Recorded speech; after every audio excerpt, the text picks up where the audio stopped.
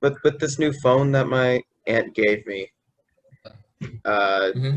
it has this app in which like called Newsbreak, in which it just gives me news alerts like all the fucking time. Nice, yeah. I get. Are you back? Oh, you're muted. Yeah, like I my internet just kind of got fucked for a second. Yeah, the university internet doesn't tend to be very good. Honestly, like this has actually been some of the best internet I've had, mostly just because like my home internet is Oh, okay. is shitty. Because Yeah. I live at the very end of the line, uh, Like like where? in Barbersville. Yes, okay. Yeah, the internet. Yeah. I used to live in Earlysville, which isn't very close to Barbersville, but it's, kind of the same sort of thing. Yeah. On that note, how about Ed Markey, who just won his primary Yeah, that's against Joe right. Kennedy, thankfully.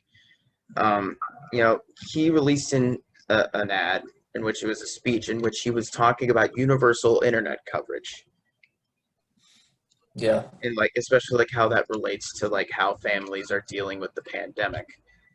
Oh, yeah. I was about to say there are a lot of students at the high school we went to, Albemarle High School, who can't do their classes or who need to like sit in parking lots all day doing their classes because they don't have good internet at home. Yeah, I think we Yeah. need to make internet access a right or a public utility or something like that. Yeah. And then like even though you don't hear too many like Ed Markey is one of the very few outliers in this situation. Not too many people on the federal level really talk about universal internet coverage, universal health coverage as well. Uh, Mhm. but you don't hear a lot of people talk about universal internet coverage. But when I was in my Young Democrats group, like if you remember, like we were part of Young Socialists. Like I was also a member of like the Young Liberals, Young Democrats. We had a lot of local people who were running for like local office, especially like last year before the 2019 elections. Like, because Virginia is one of those states that has like elections every year, even like in 2017, like 2019, like in the odd years. So uh, we had a few like board of supervisors candidates come in, and a lot of state delegate candidates come in, like that. You know, universal internet was something that they were all talking about to an extent, and it's something that local people really like the different localities really care about, and and also this is another one of those issues I think Democrats are just better than Republicans on in general as well, because 100%. because if there's like this was a story not too long ago, like I mean it was like maybe a month or so ago, but there was rumors that like Joe Biden was going to pick this one person to lead the FEC, and outside of like just the initial appointment, the I'm FEC. still, Like, I'm still here. I'm just going to turn off my camera for 1 minute, but I'm still here. Keep talking. okay, well, like the FEC has a lot of freedom to operate independently outside of like some other things, but like it wasn't like Trump's decision to repeal net neutrality. That was all a Jeet pie. You know what I mean? So, Yeah, I do, and I think COVID has revealed the issue. yeah, Yeah, I think it has revealed that internet access really does need to be a utility, and everyone really does need it. It is essential in the modern world. It's not a luxury anymore. I mean, it is, a luxury in the sense that, a nice house and air conditioner are luxuries. yeah, But in terms of getting along in society, you need internet access. yeah. And like it certainly helped me with my online classes because before like I've described my internet at home as being pretty shitty. Like it was even shittier before the pandemic, and then like after like when quarantine first started, our internet like just went out. So we had to like it wasn't like one of those things that like I'll just wait and it'll come back on eventually. Like we had to like get someone to help us fix it. and then he was able to supply us with better internet, and it worked really well throughout the spring and throughout the summer. Our internet was definitely like 100% better, but it was still pretty bad. But like, I don't think without that internet boost, I would have been able to get my work done. Both my parents are able to work from home. They wouldn't have been able to get their work done. My brother wouldn't have been able to get his work done, especially with all of Right. us working at the same time. And our internet was really bad. Like, really like only one people, like one person could be on the internet at one time. On a good Mhm. day, like two. And Jeez, yeah. yeah. And also like that allowed us to get like different streaming services and stuff because our internet was just that much better than it was.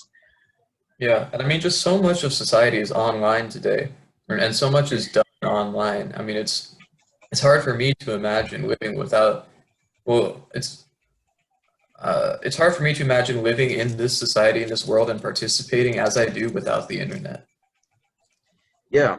And I don't know, you want to watch that Ed Markey speech that I was telling you about? Sure.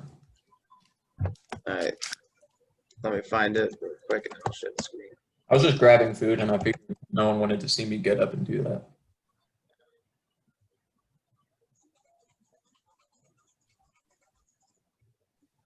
I'm trying to. I'm gonna see if I can find it. I know, like, Mike Figueredo from the Humanist Report talked about it, so I might just look up his video and then like watch it up to that point. I get all the YouTube channels mixed up. I think I know who you're talking about. Yeah.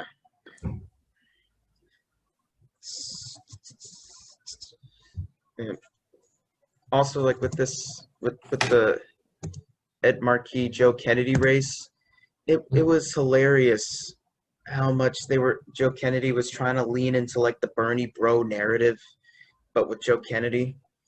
The Markey bros are being so mean to me. It's like, no, they're just criticizing your positions and how you're not Also, really like, running on anything. also, I think America has kind of gotten over its whole Kennedy thing, which I think is good. Yeah, I mean, like the original Kennedys, I think were decent politicians back in their day. But yeah, and that was just the thing. Like, Markey called him a progressive in name only, by extension, calling him a Kennedy in name only.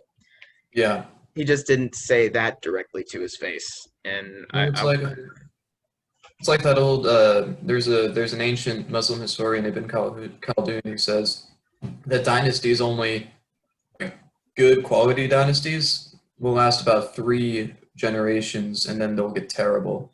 'Cause- And that's what happened with Kennedy's. Yeah. Also, like with William Lacey Clay as well. Like his dad was like he was one of the co-founders of the Congressional Black Caucus. Mhm. And like William Lacey Clay wasn't even like the worst corporate Democrat. Like, I mean, I wouldn't consider there isn't really anything as like a good corporate Democrat, but like he was one of the not completely shitty ones, like Richard Neal. Yeah, I know what you mean. All right, I think this is it.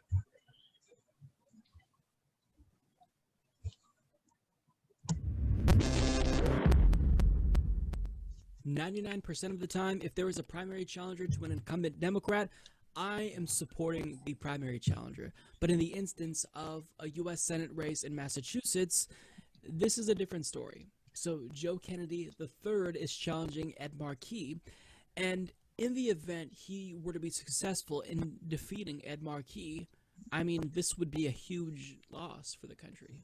Ed Markey is by no means perfect, but I can tell you this, he's much better than Joe Kennedy. Joe Kennedy is a milquetoast corporate Democrat who doesn't even Look at him. legalize cannabis. This is clearly someone who's just looking He out looks for like his a own Kennedy. career, and he doesn't actually does. have any interest Yeah, in the Kennedys have a very He's just there distinct head because of shape his last for name. some reason. He's there because Weird, yeah.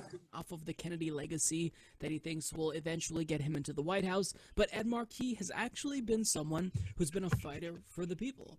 He co-sponsored Medicare for All, and I think that he was one of the loudest voices on our side when we were fighting to save net neutrality. And on top of that, he sponsored the Green New Deal with Alexandria Ocasio-Cortez. So as far as I'm concerned, there's nobody better than him that's running. So I support Ed Markey We don't need him to be primaried when, especially someone like Joe Kennedy. Like, if we're trading up and we're getting a Democratic Socialist who is maybe more vocal, then Ed Markey, okay, that's fine. But I think, How old is Joe Kennedy? you know, He was in his 30s. He was Oh, only really? elected to Congress back in 2016. But because he lost this one, he had to give up his Senate. He had to give up his congressional seat to run in the first place. But so like now, like come January, he's going to be jobless. Nice. Yeah. What's What was that meme? It was like, call Ed Markey CIA because he just took out a Kennedy. That's funny. What were you going to say? Sorry. Oh, I was just wondering if we could skip to the video part. Yeah. Let's see if I can find it. To the speech part. I'm sorry. I know the whole thing is a video. I'm not retarded. I shouldn't have said that. Yeah.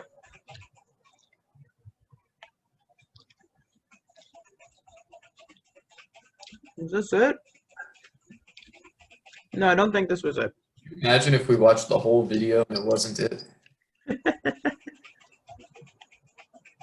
But yeah, like he did mention that, he is one of the biggest advocates in Congress for for net neutrality.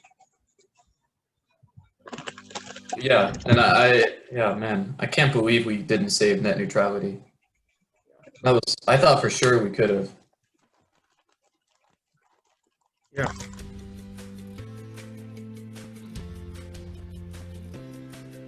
ACLU. Dear Congress, let people vote by mail. Are you voting by mail? Well, I mean, I have to, I guess, because I'm still voting in the 5th district, even though I live in the 9th. Oh, okay, yeah, I'm voting in Williamsburg, so I don't know what I want to do. Yeah. I want to take some time to revisit the race. Okay, this is it.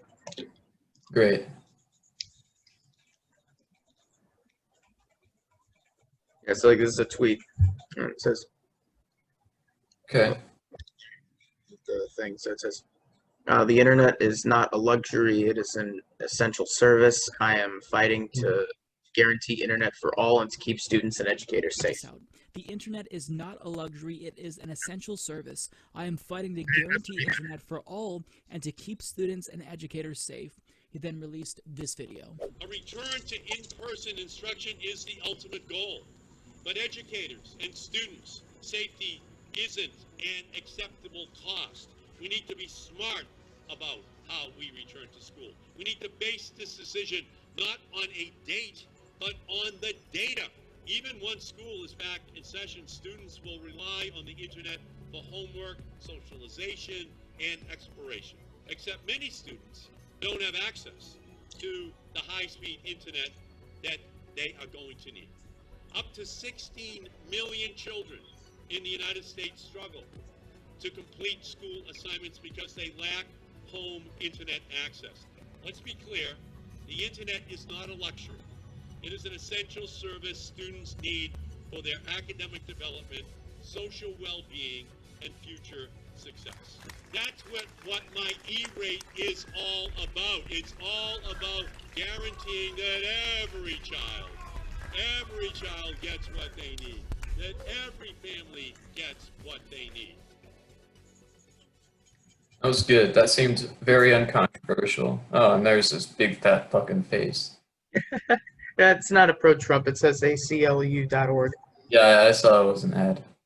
Yeah. No.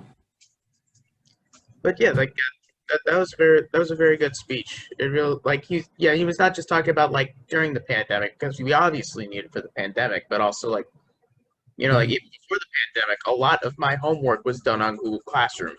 Oh yeah. I rarely used paper at all. And even when like it wasn't turned in through Google Classroom, I just used a Google Doc and then emailed it. Yeah. Yeah, and I mean, one of the most frustrating things in the world is having slow internet trying to do your homework because you're doing nothing wrong, right? And you can't access I'll tell you how frustrating that is. And it's like, yeah, it's fuck. and kids shouldn't have. Yeah, I mean, no one should. Yeah, kids need internet. That seems like everyone should support that. Yeah, and Saying that like kids I mean, there's an obvious difference between having internet access and having access to everything on the internet, right? Yeah. Just wanted to clear that up. yeah, access to everything. Oh, Mom, I found a nice wrestling match.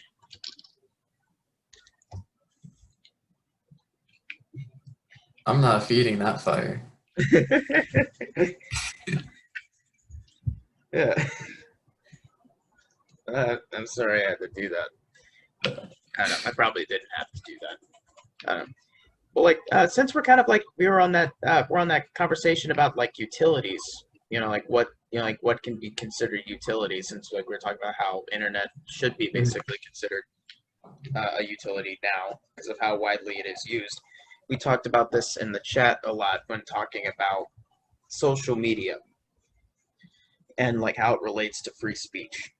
It's like basically, and this is like the objective fact, corporations do have the ability to regulate speech, Mm-hmm. because, like their corporation, Twitter's privately owned.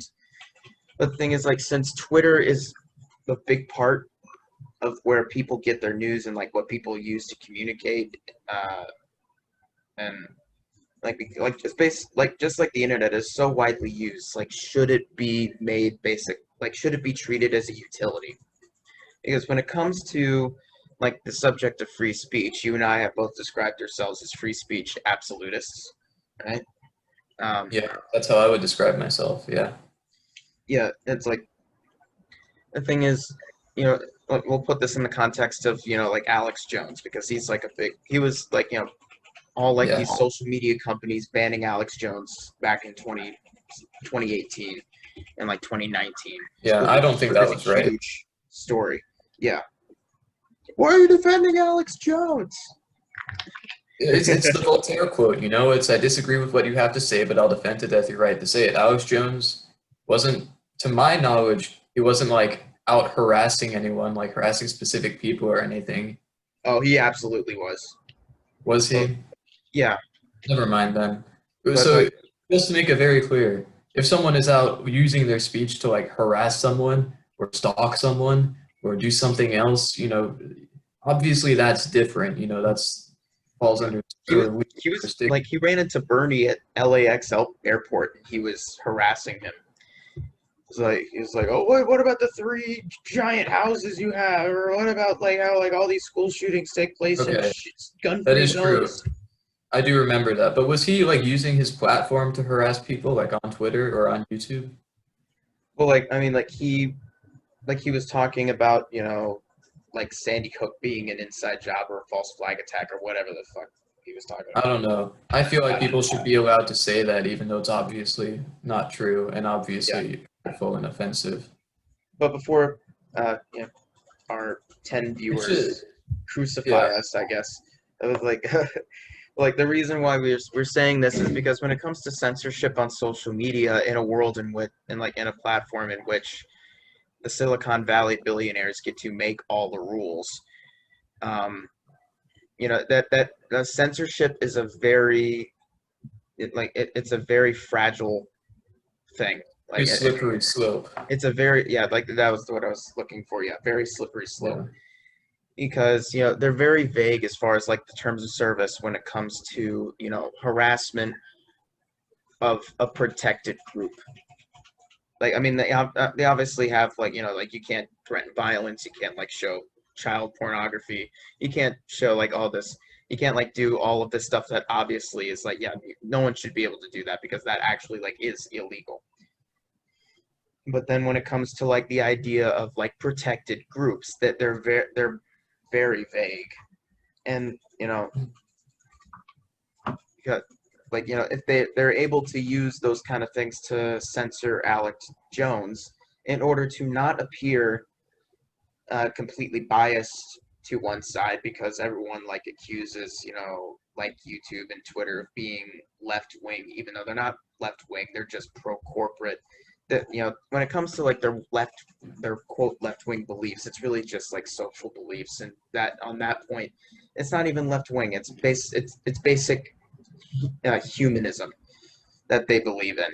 It's like, oh, you don't believe that black people are inferior? You're super left wing, like that kind of thing.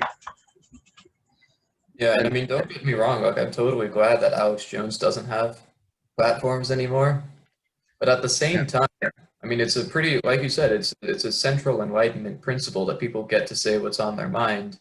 I mean, yeah, like so long as it's not, Yeah. causing a disturbance or amounting to harassment or something like Yeah. that.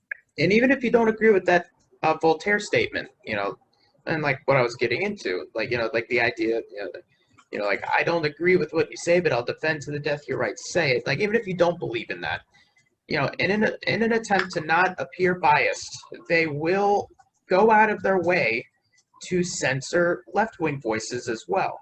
And because of how shifted to the right our Overton window is, they're going to act like someone who's advocating for Medicare for all or like taxing the rich a little bit higher than they are is like equal to an Alex Jones, like just like the left wing equivalent of Alex Jones. And you don't have to be a political scientist to realize that that is not at all the case. It's not the same. It's not even comparable.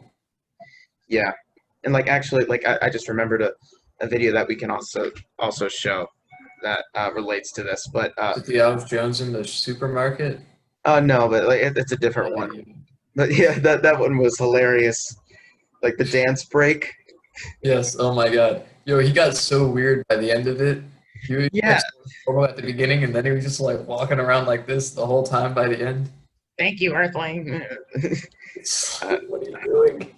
But yeah, but like what I was talking about is like the idea of like protected groups, and since since it's so vague, the people who run these platforms and own these platforms basically have the power to decide what in their mind is a protected group. Since billionaires are technically a minority, they're technically a minority. It's not like they're oppressed, right? They can act like they are a protected group, and like you have like Kyle Kalinske or a Sam Cedar, going after billionaires, or not even necessarily going after billionaires, but like saying that we need to tax them higher than we do now, because because of Trump's tax bill, there are some lower income families who are paying an effective higher tax rate than like the Walton family, right? Yeah, like as an example. And they're gonna say, oh, they're speaking out against billionaires. Billionaires are a protected group, so like that's technically hate speech. We're gonna censor you. You're banned. Yeah, and that's so stupid because I mean, come on, they're billionaires. I don't need to spell that out. They're not oppressed. There's a difference between. I mean, come on, it has. Their being a minority or their being, in that group or whatever is directly determined by the amount of wealth that they have stolen from other people or that their parents have stolen from other people or whatever. That's why they're billionaires. I mean, there's an obvious difference between being a billionaire and being black or gay or something like that. Yeah,